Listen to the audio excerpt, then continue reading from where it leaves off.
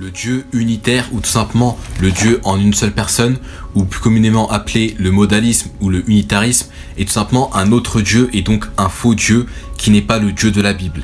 Et donc simplement pour savoir qu'est-ce que le modalisme ou l'unitarisme, c'est que donc simplement cette doctrine enseigne que Dieu n'est qu'une seule personne, que donc Dieu est sous forme d'une seule personne et que donc dans cette même personne il y a donc trois modalités, le Père, le Fils et le Saint-Esprit.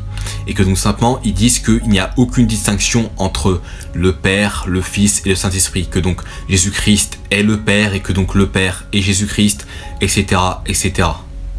Mais il faut bien comprendre que le Dieu de la Bible est composé de trois personnes, que donc il y a trois personnes qui forment un seul Dieu, le Père, le Fils et le Saint-Esprit, et que donc ces trois personnes-là sont distinctes et qui ne sont pas d'une seule personne, parce que Dieu est en trois personnes, le Père, le Fils et le Saint-Esprit. Et donc c'est ce qui est dit dans 1 Jean 5 du verset 7 qui dit « Car il y en a trois qui attestent dans le ciel, le Père, la Parole et l'Esprit Saint, et ces trois-là sont un. » Donc on voit qu'il y en a trois qui attestent dans le ciel, donc trois personnes.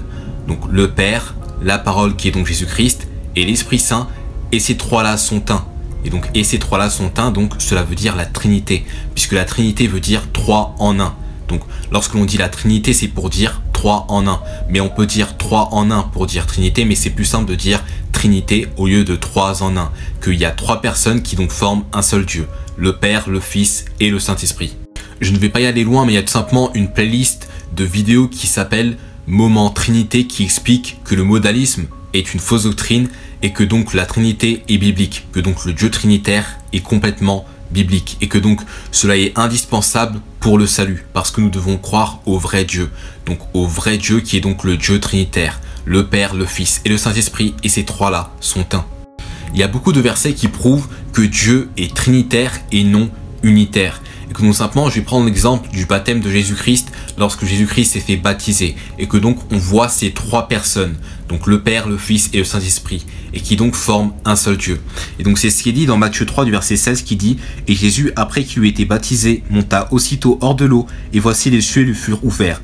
Et il vit l'Esprit de Dieu descendant comme une colombe et venant sur lui. Et voici une voix du ciel disant « Celui-ci est mon Fils, bien-aimé, en qui je prends grand plaisir. » Si on prenait le Dieu unitaire comme vérité, eh bien cela n'aurait aucun sens. Parce qu'on voit qu'il y a les cieux qui est ouvert et que donc il y a le Saint-Esprit qui vient vers Jésus-Christ sous forme de colombe.